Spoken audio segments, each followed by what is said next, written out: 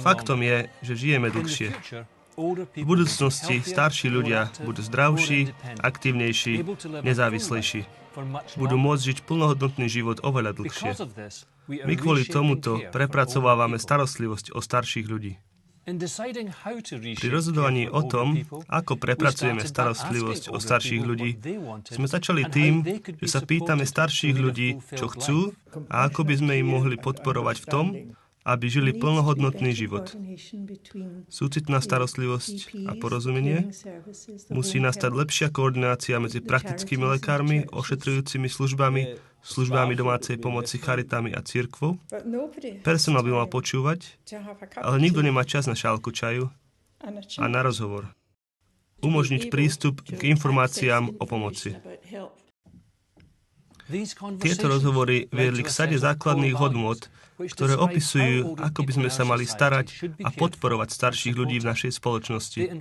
Zahŕňajú ochranu pohody starších ľudí, podporovať ich v tom, aby viedli plnohodnotné a aktívne životy, robiť veci so staršími ľuďmi, nie pre nich, podporovať starších ľudí, aby zostali v bezpečí doma aj v komunite.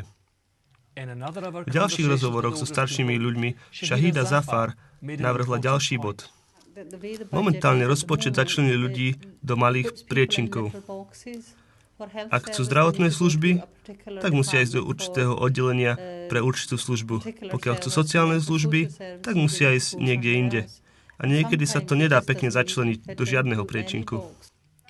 Na to, aby sme prepracovali starostlivosť o starších ľudí dobre, aby sme starších ľudí naozaj podocenili, musia všetky agentúry a organizácie spolupracovať.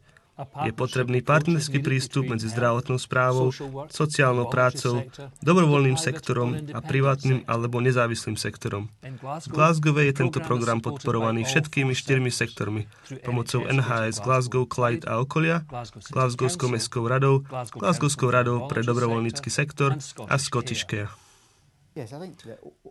Ja si myslím, že keď sa pozrieme naspäť pár rokov, tak sme neboli zvlášť dobrí v reagovaní na potreby ľudí. Nespolupracovali sme naprieč zdravotnou a sociálnou starostlivosťou, bytovými a dobrovoľníckymi agentúrami, integrovaným a koordinovaným spôsobom. A pravdepodobne sme nevyužili všetky zdroje v našom dosahu. Čo nám starší ľudia neustále hovoria, keď sa s nimi o tomto rozprávame, je, že oni by uprednostnili, keby sme medzi nami poskytovali podporu, ktorá by im umožnila žiť v ich vlastných domoch dlhšie. Takže my sa musíme pozrieť na to, ako môžeme premiesť niektoré z týchto zdrojov, ktoré sú momentálne používané v ústavnej starostlivosti, ošetrovateľskej starostlivosti a nemocniciach. Nie všetky, lebo budeme aj naďalej potrebovať tieto služby, ale dať niektoré z týchto peňazí na podporu ľudí v ich vlastných domoch, v ich vlastných komunitách. Stratégia a plán, na ktoré sa pre starších ľudí pozeráme, sú veľmi dôležité aj pre starších ľudí dneška, aj pre nás, ktorí sa pozeráme do budúcna s predstavou, ako by sme chceli, aby naša staroba vyzerala.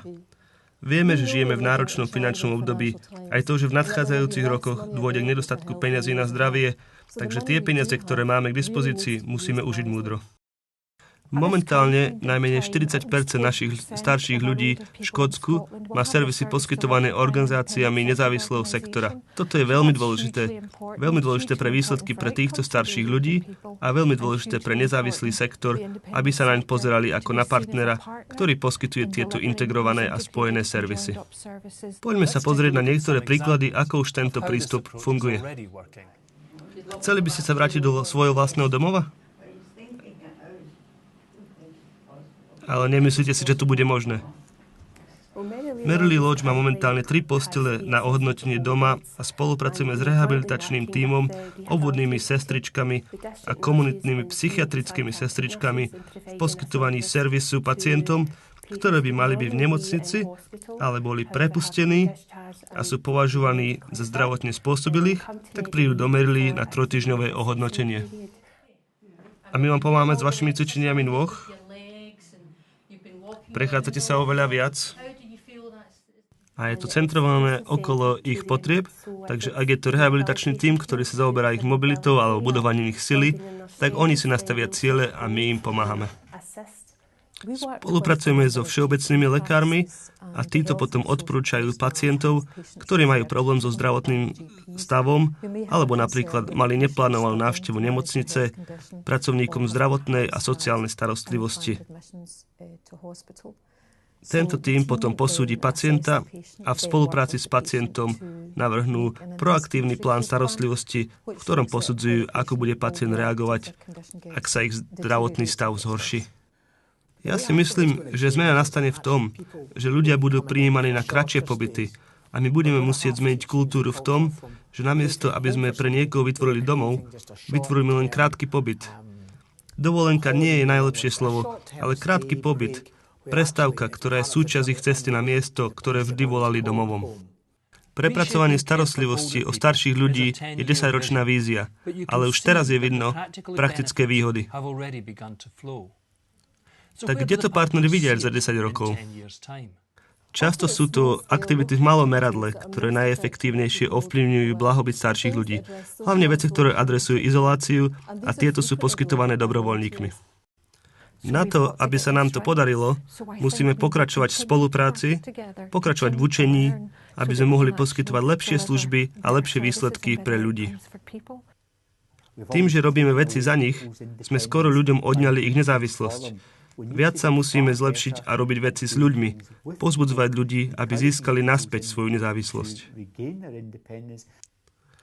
Mali by sme byť schopní deliť sa o naše rozličné porozumenia daného individuála a skúsiť vysvetliť kolegom v zdravotníctve, kolegom v privátnom sektore a v dobrovoľnom sektore, čo my rozumieme tým, čo tento individuál potrebuje, cíti, prežíva.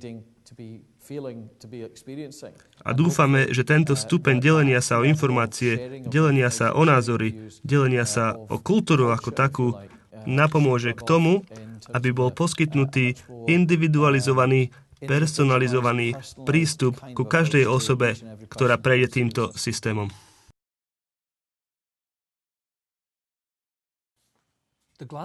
Partnerstvo mesta Glasgow momentálne konzultuje s vami, verejnosťou, návrh spoločného strategického plánu na prepracovanie starostlivosti pre starších ľudí. Toto je prvýkrát ako partnerstvo, ktoré má v pláne zlepšiť služby pre starších ľudí v meste. Je to náročné, ale takisto aj skvelá príležitosť.